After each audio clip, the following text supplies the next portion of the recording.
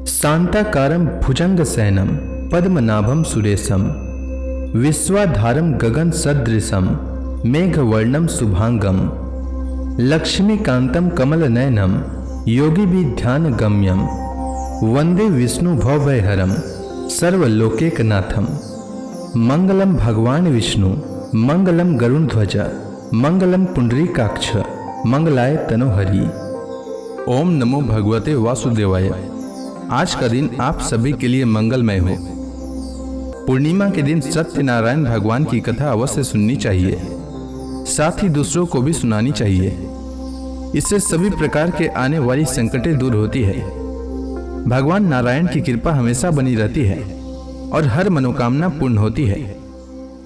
अगर आप कथा सुनने के पश्चात ब्राह्मण दक्षिणा, अन्नदान, द्रव्यदान, वस्त्रदान इत्यादि देना चाहते हैं तो स्क्रीन पर दिए गए गूगल पे पर भेज सकते हैं। संसार में एकमात्र भगवान नारायण ही सत्य हैं, बाकी सब माया है।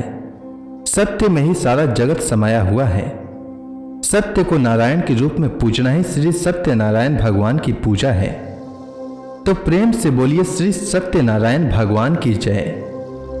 श्री सत्यनारायण व्रत कथा पहला अध्याय। प्राचीन समय की बात है। नैमिषारण्य तीर्थ में शौनक आदि 88,000 ऋषियों ने श्री सूत जी से पूछा, हे प्रभु, इस कलयुग में वेद विद्या रहित मनुष्यों को प्रभु भक्ति किस प्रकार मिलेगी तथा उनका उद्धार कैसे होगा। हे मुनिश्रेष्ठ, कोई ऐसा तप कहिए जिसमें थोड़े समय में पुण्य प्राप्त हो तथा मनवांछित फल भी मिले। वह कथा सुनने की हमारी प्रबल इच्छा है। सर्वशास्त्र ज्ञाता श्री सूत जी बोले, हे वैष्णव में पूज्य, आप सब ने प्राणियों के हित की बात पूछी है। अब मैं उस श्रेष्ठ व्रत को आप लोगों से कहूंगा जिस व्रत को नारद जी ने श्री लक्ष्मी नारायण भगवान से पूछा था और श्री लक्ष्मीपति ने मुनि श्रेष्ठ नारद जी से कहा था। यह कथा ध्यान से सुनिए। एक समय की बात है। योगी राज नारद जी दूसरों के हित की इच्छा से अनेक लोकों में घूमते हुए मृत्यु लोक में आ पहुंचे। वहां बहुत से योनियों में जन्मे हुए मनुष्यों को अपने कर्मों के द्वारा अनेक दुखों से पीड़ित देखकर किस यत्न को करने से निश्चय ही इनके दुखों का अंत हो सकेगा, ऐसा मन में सोचकर इंद्रलोक को गए। वहां श्वेत वर्ण और 4 भुजाओं वाले देवों के इस नारायण को देखकर स्तुति करने लगे। हे भगवान, आप अत्यंत शक्ति से संपन्न हैं। मन तथा वाणी भी आपको नहीं पा सकती। आपका आदि मध्य अंत नहीं है। आप निर्गुण स्वरूप सृष्टि के कारण भक्तों के दुखों को नष्ट करने वाले हो। आपको मेरा नमस्कार है। तब लक्ष्मी नारायण भगवान ने कहा, हे मुनिश्रेष्ठ, आपके मन में क्या है? आपका किस काम के लिए आगमन हुआ है? निसंकोच कहिए। तब नारद मुनि बोले, मृत्यु लोक में सब मनुष्य जो अनेक योनियों में पैदा हुए हैं, अपने अपने कर्मों के द्वारा अनेक दुखों से दुखी हो रहे हैं। हे नाथ, मुझ पर दया रखते हैं तो बताइए कि उन मनुष्यों के सब दुख थोड़े से प्रयत्न से कैसे दूर हो सकते हैं। श्री भगवान जी बोले, हे नारद, मनुष्यों की भलाई के लिए तुमने बहुत ही अच्छी बात पूछी है। जिस काम के करने से मनुष्य मोह से हट जाता है वह मैं कहता हूं, सुनो। बहुत पुण्य देने वाला, स्वर्ग तथा मृत्यु लोक दोनों में दुर्लभ यह उत्तम व्रत अच्छी तरह विधान पूर्वक संपन्न करके मनुष्य मोह से छूट जाता है। आज मैं यह उत्तम व्रत प्रेमवश होकर तुमसे कहता हूँ। श्री सत्यनारायण भगवान का यह कथा अच्छी तरह विधान पूर्वक संपन्न करके मनुष्य तुरंत ही यहाँ सुख भोग कर मरने पर मोक्ष को प्राप्त होता है। श्री भगवान के वचन सुनकर नारद मुनि बोले कि उस व्रत का फल क्या है, क्या विधान है, किसने यह व्रत किया है और किस दिन यह व्रत करना चाहिए। हे भगवान, मुझसे विस्तार पूर्वक कहिए। तब भगवान बोले, दुख शोक आदि को दूर करने वाला यह व्रत सब स्थानों पर विजयी करने वाला है। भक्ति और श्रद्धा के साथ किसी भी दिन मनुष्य श्री सत्यनारायण की शाम के समय ब्राह्मणों और बंधुओं के साथ धर्मपरायण होकर पूजा करे, भक्ति भाव से नैवेद्य केले का फल, घी, दूध और गेहूं का चूर्ण सवाया लेवे। गेहूं के अभाव में साठी का चूर्ण, शक्कर अथवा गुड़ लें तथा भक्ति भाव से भगवान का स्मरण करता हुआ समय व्यतीत करे। इस तरह इसे करने पर मनुष्यों की इच्छा निश्चय पूरी होती है। विशेषकर कली काल में मृत्यु लोक पर यही मोक्ष का सरल उपाय है। प्रथम अध्याय संपूर्ण। श्री सत्यनारायण व्रत कथा दूसरा अध्याय। सूत जी बोले, हे ऋषियों, जिसने पहले समय में इस व्रत को किया है उसका इतिहास कहता हूं, ध्यान से सुनो। सुंदर काशीपुरी नगरी में एक अत्यंत निर्धन ब्राह्मण रहता था। वह भूख और प्यास से बेचैन हुआ पृथ्वी पर घूमता था। ब्राह्मणों से प्रेम करने वाले श्री भगवान ने ब्राह्मण को दुखी देखकर बुढ़े ब्राह्मण का रूप धारण कर उसके पास जाकर आदर के साथ पूछा, हे विप्र, तुम नित्य ही दुखी होकर पृथ्वी पर क्यों घूमते हो? हे श्रेष्ठ ब्राह्मण, यह सब मुझसे कहो, मैं सुनना चाहता हूं। ब्राह्मण बोला, मैं निर्धन ब्राह्मण हूं, भिक्षा के लिए पृथ्वी पर फिरता हूं। हे भगवान, यदि आप इससे छुटकारा का उपाय जानते हो तो कृपा कर कहो। वृद्ध ब्राह्मण बोला कि श्री सत्यनारायण भगवान मनवांछित फल देने वाले हैं, इसलिए हे ब्राह्मण, तुम उनका पूजन करो, जिसके करने से मनुष्य सब दुखों से मुक्त हो जाता है। ब्राह्मण को व्रत का सारा विधान बतलाकर बुढ़े ब्राह्मण का रूप धारण करने वाले श्री सत्यनारायण भगवान अंतर्ध्यान हो गए। जिस व्रत को वृद्ध ब्राह्मण ने बतलाया है मैं उसको करूंगा, ऐसा निश्चय कर उस ब्राह्मण को रात में नींद नहीं आई। वह सवेरे उठकर श्री सत्यनारायण भगवान के व्रत का निश्चय कर भिक्षा के लिए चल दिया। उस दिन उसको भिक्षा में बहुत धन मिला, जिससे बंधु बांधवों के साथ उसने श्री सत्यनारायण भगवान का व्रत किया। इसके करने से विप्र सब दुखों से छुटकर अनेक प्रकार के संपत्तियों से युक्त हुआ। उस समय से वह विप्र हर माह व्रत करने लगा। इस तरह सत्यनारायण भगवान के व्रत को जो करेगा वह सब पापों से छूट जाता है। क्या कहूं? ऋषि बोले, हे मुनीश्वर, संसार में इस विप्र से सुनकर किस किस ने इस व्रत को किया हम सब सुनना चाहते हैं। इसके लिए हमारे मन में श्रद्धा है। सूत जी बोले, हे मुनियों, जिस जिसने इस व्रत को किया वह सब सुनो।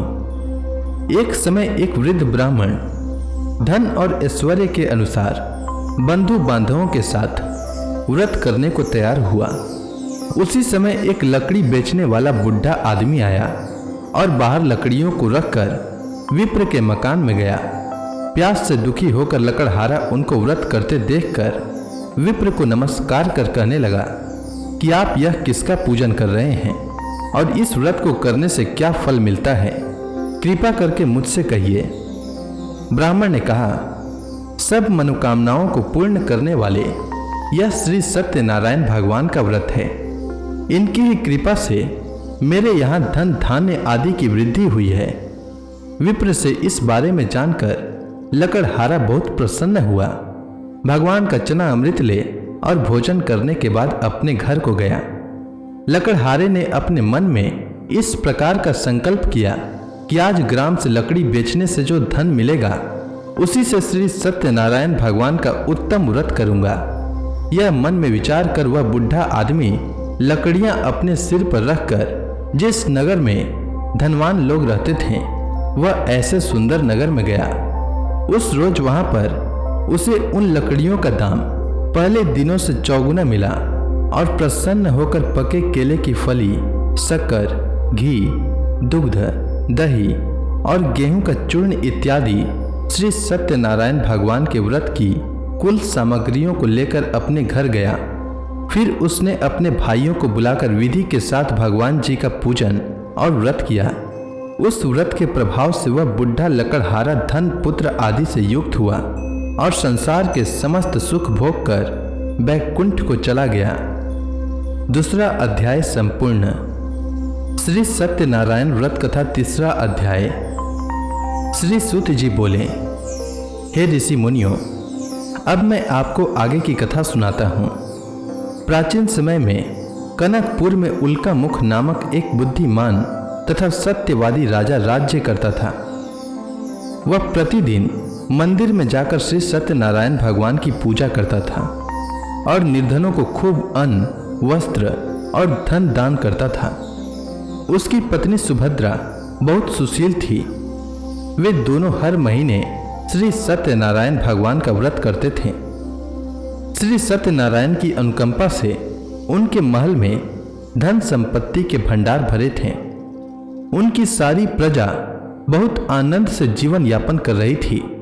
एक बार राजा और रानी बहुत से लोगों के साथ जब भद्रशिला नदी के किनारे श्री सत्यनारायण भगवान की पूजा कर रहे थे तो नदी के किनारे एक बड़ी नौका आकर ठहरी।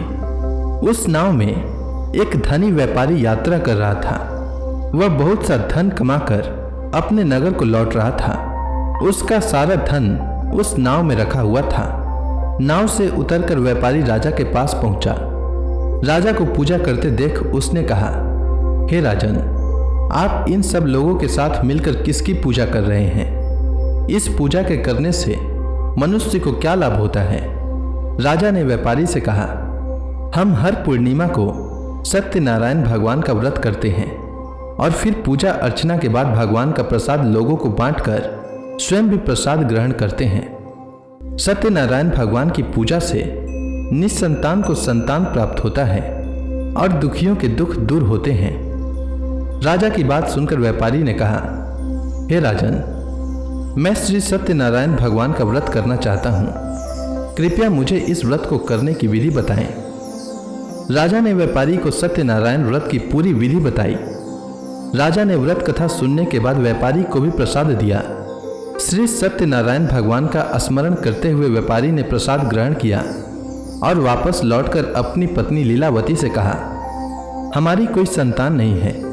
कनकपुर के राजा उल्का मुख ने मुझे बताया है कि श्री सत्यनारायण भगवान का व्रत करने और उनकी कथा सुनने से सभी मनोकामनाएं पूर्ण होती है।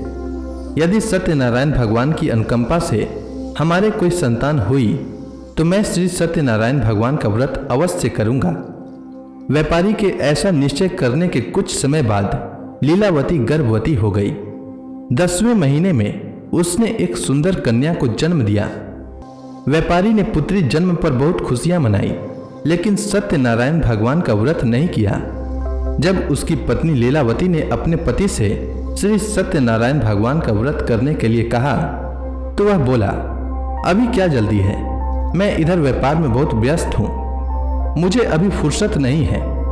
जब अपनी बेटी बड़ी हो जाएगी और इसका विवाह करूंगा तो मैं अवश्य श्री सत्यनारायण भगवान का व्रत करूंगा। अपने पति के वचन सुनकर लीलावती चुप रह गई। व्यापारी की कन्या कलावती शुक्ल पक्ष की चंद्रमा की तरह तेजी से बड़ी होने लगी। पलक झपकते ही 16 वर्ष बीत गए। एक दिन व्यापार में बहुत सा धन कमाकर घर लौटे व्यापारी ने अपनी बेटी को सहेलियों के साथ उपवन में देखा तो उसे उसके विवाह की चिंता होने लगी। व्यापारी ने कलावती के लिए सुयोग्य वर ढूंढने के लिए अपने सेवकों को दूर दूर के नगरों में भेजा। व्यापारी के सेवक कंचनपुर नगर में पहुंचे। उस नगर में उन्होंने एक वणिक पुत्र को देखा। वणिक का बेटा अत्यंत सुंदर और गुणवान था। सेवकों ने वापस लौटकर व्यापारी को उस वणिक के बेटे के बारे में बताया। व्यापारी उस सुंदर लड़के को देखकर बहुत प्रसन्न हुआ और कलावती का विवाह बहुत धूमधाम से उसके साथ कर दिया। दहेज में उस वणिक पुत्र को बहुत सा धन दिया। कलावती का विवाह भी हो गया, लेकिन व्यापारी ने श्री सत्यनारायण भगवान का व्रत नहीं किया।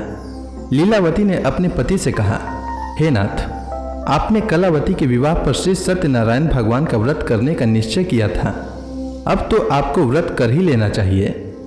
पत्नी की बात सुनकर व्यापारी ने कहा, अभी तो मैं अपने दामाद के साथ व्यापार पर जा रहा हूँ। व्यापार से लौटने पर श्री सत्यनारायण भगवान का व्रत पूजा अवश्य करूंगा। यह कहकर व्यापारी ने कई नावों में सामान भरा और अपने दामाद तथा सेवकों के साथ व्यापार के लिए निकल पड़ा। उस व्यापारी द्वारा बार बार व्रत का निश्चय करने और फिर व्रत न करने से सत्यनारायण भगवान क्रोधित हो गए और व्यापारी को दंड देने का निश्चय किया। व्यापारी अपने दामाद के साथ रत्नसारपुर में पहुंचकर व्यापार करने लगा। एक दिन कुछ चोर महल से चोरी करके भाग रहे थे। सैनिक उनका पीछा कर रहे थे। भागते हुए चोरों ने सैनिकों से बचने के लिए चोरी का धन अवसर पाकर व्यापारी की नाव में छुपा दिया। खाली हाथ चोर आराम से भाग गए। चोरों का पीछा करते हुए सैनिक व्यापारी के पास पहुंचे। उन्होंने व्यापारी की नाव की तलाशी ली तो उन्हें राजा का चोरी किया गया धन मिल गया। तब सैनिक व्यापारी और उसके दामाद को बंदी बनाकर राजा के पास ले गए। राजा ने उन दोनों को बंदी गृह में डाल दिया और उनका सारा धन ले लिया। श्री सत्यनारायण भगवान के प्रकोप से उधर लीलावती पर भी मुसीबतों का पहाड़ टूट पड़ा। उसके घर में चोरी हो गई और चोर सारा धन चुरा कर ले गए। घर में खाने के लिए अन्न भी नहीं बचा था। भूख प्यास से व्याकुल होकर व्यापारी की बेटी कलावती एक ब्राह्मण के घर गई। उस ब्राह्मण के घर में श्री सत्यनारायण भगवान की व्रत कथा हो रही थी। उसने भी वहां बैठकर व्रत कथा का श्रवण किया और प्रसाद लिया। घर लौटकर कलावती ने अपनी मां लीलावती को सारी बात बताई।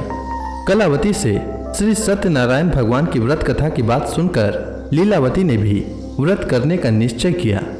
अगले दिन लीलावती ने अपने परिवार और आसपास के लोगों के साथ श्री सत्यनारायण भगवान की पूजा की। पूजा के बाद सबको प्रसाद बांटकर स्वयं भी प्रसाद ग्रहण किया।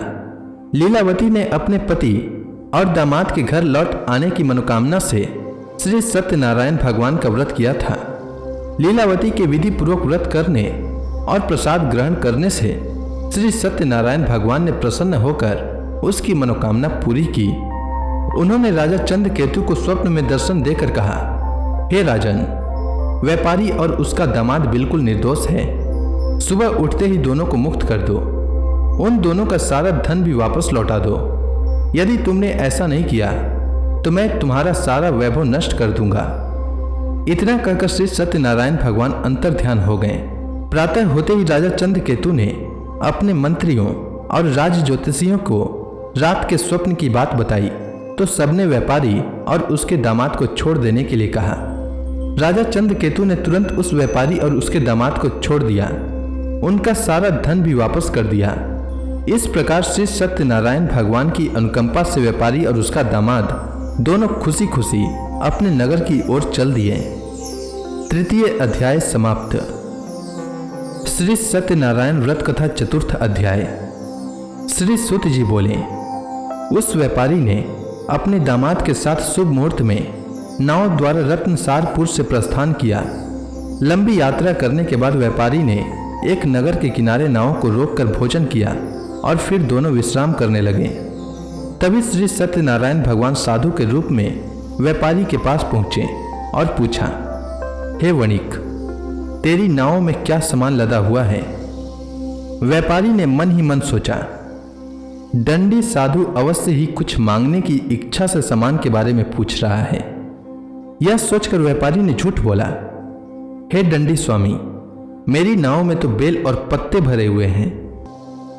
व्यापारी के झूठे वचन सुनकर सत्यनारायण भगवान ने क्रोधित होते हुए कहा, हे वैश्य, जो तुमने कहा है वही सत्य होगा।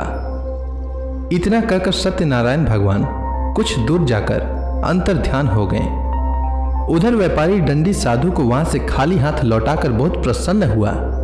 लेकिन जब व्यापारी ने अपनी नाव में बेल और पत्ते भरे हुए देखे तो वह जोर जोर से विलाप करने लगा और मन ही मन अपने झूठ बोलने पर प्रायश्चित करने लगा। रोते रोते व्यापारी मूर्छित हो गया। कुछ देर बाद जब उसकी मूर्छा नष्ट हुई तो वह फिर विलाप करने लगा। तब उसके दामाद ने कहा, आप इतना दुखी मत होइए, यह सब उस दंडी साधु के शाप के कारण हुआ है। अतः वह दंडी महाराज हमें इस विपत्ति से छुटकारा दिला सकते हैं। दामाद के वचन सुनकर व्यापारी दंडी साधु की तलाश में चल दिया। कुछ देर ढूंढने पर उसे एक वृक्ष के नीचे दंडी साधु के रूप में सत्यनारायण भगवान मिल गए। व्यापारी ने दंडी साधु के चरणों पर गिरकर झूठ बोलने की क्षमा मांगी। दंडी स्वरूप सत्यनारायण भगवान बोले, हे वणिक पुत्र, तेरे बार बार झूठ बोलने के कारण ही मैंने तुझे इतना दंड दिया है। तूने बार बार सत्यनारायण भगवान अर्थात मेरी पूजा करने के लिए कहा, लेकिन कभी पूजा की नहीं। व्यापारी ने तब हाथ जोड़कर कहा, हे भगवान, आप तो दिन दुखियों के कष्ट दूर करने वाले हैं, सबकी मनोकामनाएं पूरी करते हैं। मेरी इस गलती को भी क्षमा करिए। आपके रूप को तो ब्रह्मा जी भी नहीं जान पाते, फिर भला मैं अज्ञानी कैसे आपकी लीला को समझ पाता। अब मैं जीवन में कभी झूठ नहीं बोलूंगा, सदैव श्री सत्यनारायण भगवान का व्रत और पूजा किया करूंगा। आप मुझ पर अनुकंपा करें। व्यापारी की क्षमा याचना सुनकर दंडी साधु ने उसे क्षमा कर दिया। उसी समय व्यापारी की नाव में भरे हुए बेल और पत्ते धन धान्य में परिवर्तित हो गए। व्यापारी ने अपने सेवकों के साथ अगले दिन श्री सत्यनारायण भगवान का व्रत करके उनकी पूजा की, सबको प्रसाद वितरित करके स्वयं भी प्रसाद ग्रहण किया। उसके बाद व्यापारी ने अपने नगर की ओर प्रस्थान किया। अपने नगर में पहुंचकर व्यापारी ने एक सेवक को अपने घर भेजा। सेवक ने उसके घर पहुंचकर लीलावती को सूचित किया। उस समय लीलावती और कलावती दोनों श्री सत्यनारायण भगवान की पूजा कर रही थीं। पति और दामाद के लौट आने का समाचार सुनकर लीलावती ने पूजा पूरी करके प्रसाद ग्रहण करने के बाद कलावती से कहा, बेटी, मैं नदी के किनारे जा रही हूं, तू घर का काम पूरा करके आ जाना। यह कहकर लीलावती नदी की ओर चल पड़ी, परंतु कलावती पति से मिलने की खुशी में प्रसाद ग्रहण किए बिना ही घर से निकलकर नदी के किनारे जा पहुंची। उसके प्रसाद ग्रहण न करने के कारण सत्यनारायण भगवान क्रोधित हो गए। उन्होंने व्यापारी की नाव को नदी में डुबो दिया। अपने पति को वहां न देखकर कलावती ने जोर जोर से रोना शुरू कर दिया। तब व्यापारी ने कहा, पुत्री, अवश्य ही तुझसे कोई भूल हुई है। उस भूल के कारण ही श्री सत्यनारायण भगवान ने तुझे यह दंड दिया है। तब व्यापारी ने सत्यनारायण भगवान से प्रार्थना की, हे भगवान, मेरे परिवार की किसी स्त्री पुरुष से कोई भूल हुई हो तो उसे अवश्य क्षमा कर देना। तभी आकाशवाणी हुई, हे वणिक पुत्र, तेरी कन्या मेरा प्रसाद ग्रहण किए बिना ही चली आई है। यदि अब घर पहुंचकर तेरी कन्या प्रसाद ग्रहण करके वापस आए तो उसे पति के दर्शन होंगे और डूबी हुई नावें भी जल के ऊपर आ सकेंगी। कलावती ने वैसा ही किया। उसके प्रसाद ग्रहण करके वापस लौटने पर नावें जल के ऊपर आ गई। दामाद भी सुरक्षित नदी से निकल आया। घर लौटकर व्यापारी ने अपने परिवार और बंधु बांधवों के साथ मिलकर विधि अनुसार श्री सत्यनारायण भगवान की पूजा की, जिसके बाद उसकी सभी मनोकामनाएं पूरी हुई और वह आनंद पूर्वक जीवन यापन करता हुआ विष्णु लोक को चला गया। चतुर्थ अध्याय समाप्त। श्री सत्यनारायण व्रत कथा पंचम अध्याय। श्री सूत जी बोले, हे ऋषि मुनियों, मैं और भी कथा सुनाता हूँ। कौशलपुर में एक राजा था तुंगध्वज। उसकी प्रजा उसकी छत्र छाया में आनंद पूर्वक रह रही थी। राजा तुंगध्वज अपनी प्रजा के सुख दुख का बड़ा ध्यान रखता था, लेकिन एक बार उसने भी सत्यनारायण भगवान का प्रसाद ग्रहण नहीं किया। तब सभी को चिंताओं से मुक्त करके धन संपत्ति से भंडार भरकर प्राणियों को जीवन के सभी सुख देने वाले श्री सत्यनारायण भगवान ने राजा को प्रसाद ग्रहण न करने का दंड दिया। एक दिन राजा तुंगध्वज जंगल में हिंसक पशुओं का शिकार करने निकला था। तेजी से घोड़ा दौड़कर शिकार का पीछा करते हुए वह अपने सैनिकों से अलग हो गया और देर तक हिंसक जानवरों का शिकार किया। अतः कुछ देर विश्राम करने की इच्छा से वह एक बड़े वृक्ष के नीचे जाकर बैठ गया। समीप ही कुछ चरवाहे श्री सत्यनारायण भगवान की पूजा कर रहे थे। राजा ने उनके पास से गुजरते हुए सत्यनारायण भगवान को नमस्कार नहीं किया। चरवाहों ने राजा को पूजा के बाद प्रसाद दिया तो राजा ने उन्हें छोटे लोग समझकर प्रसाद ग्रहण नहीं किया और घोड़े पर सवार हो अपने नगर की ओर चल दिया। राजा जब नगर में पहुंचा तो देखा कि उसका सारा वैभव तथा धन संपत्ति आदि सब कुछ नष्ट हो गया है। श्री सत्यनारायण भगवान के प्रकोप से राजा निर्धन हो गया। तब राज्य ज्योतिषी ने राजा से कहा, महाराज, आपसे अवश्य ही कोई भूल हुई है। अगर आप उस भूल का प्रायश्चित कर लें तो सब कुछ पहले जैसा हो जाएगा। राजा को तुरंत अपनी भूल का स्मरण हो आया।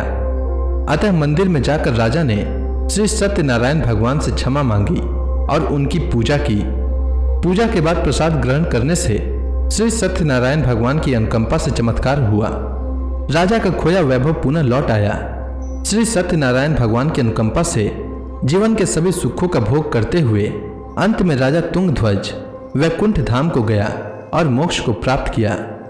श्री सत्यनारायण भगवान के व्रत पूजा को जो भी मनुष्य करता है उसके सभी दुख चिंताएं नष्ट हो जाती है। उसके घर में धन धान्य के भंडार भरे रहते हैं। निसंतानों को संतान की प्राप्ति होती है और सभी मनोकामनाओं को प्राप्त कर मनुष्य अंत में मोक्ष को प्राप्त कर सीधे वैकुंठ धाम को जाता है। श्री सूत जी ने कुछ पल रुक कर कहा, हे श्रेष्ठ मुनियों, श्री सत्यनारायण भगवान के व्रत को पूर्व जन्म में जिन लोगों ने किया उन्हें दूसरे जन्म में भी सभी तरह के सुख प्राप्त हुए। वृद्ध सतानंद ब्राह्मण ने पूर्व जन्म में सत्यनारायण का विधिवत व्रत किया तो दूसरे जन्म में सुदामा के रूप में भगवान की पूजा करते हुए अंत में मोक्ष को प्राप्त कर वैकुंठ धाम को चला गया।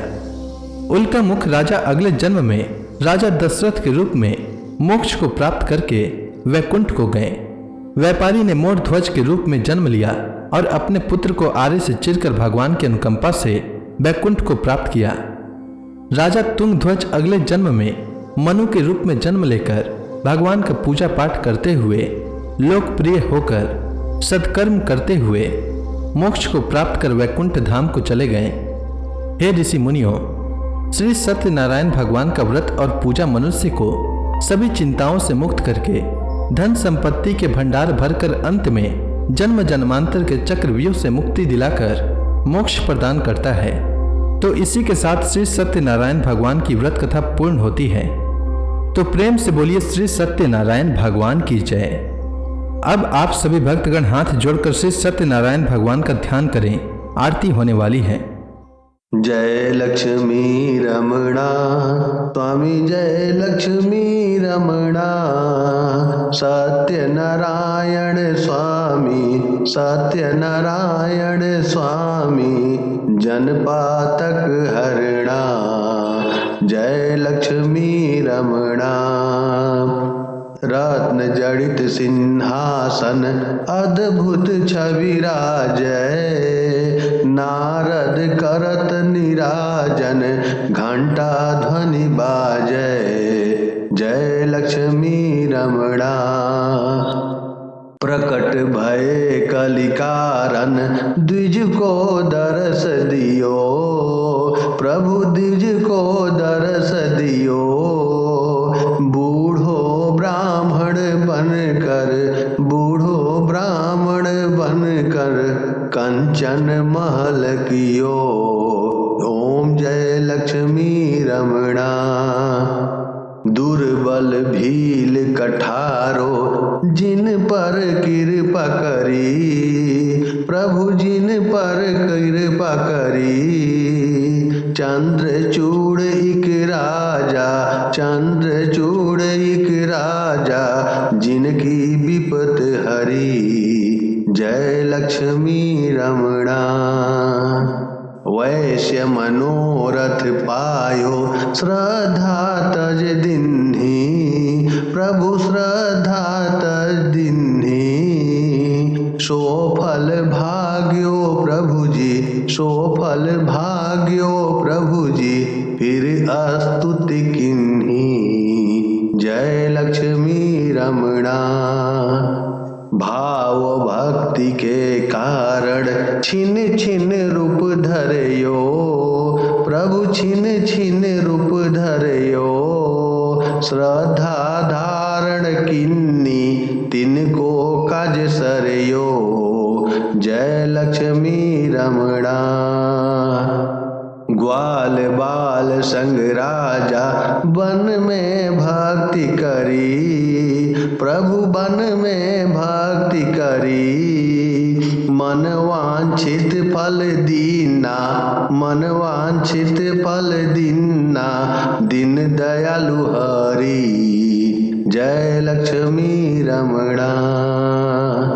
चढ़त प्रसाद सवायो कदली फल मेवा, प्रभु कदली फल मेवा, धूप दीप तुलसी से राजी सत्य देवा, जय लक्ष्मी रमणा। सत्य नारायण जी की आरती जो कोई नर गावे, प्रभु आरती जो कोई नर गावे। रिद्धि सिद्धि सुख संपत्ति, रिद्धि सिद्धि सुख संपत्ति जी भर के पावे। जय लक्ष्मी रमणा। प्रेम से बोलिए सत्यनारायण भगवान की जय।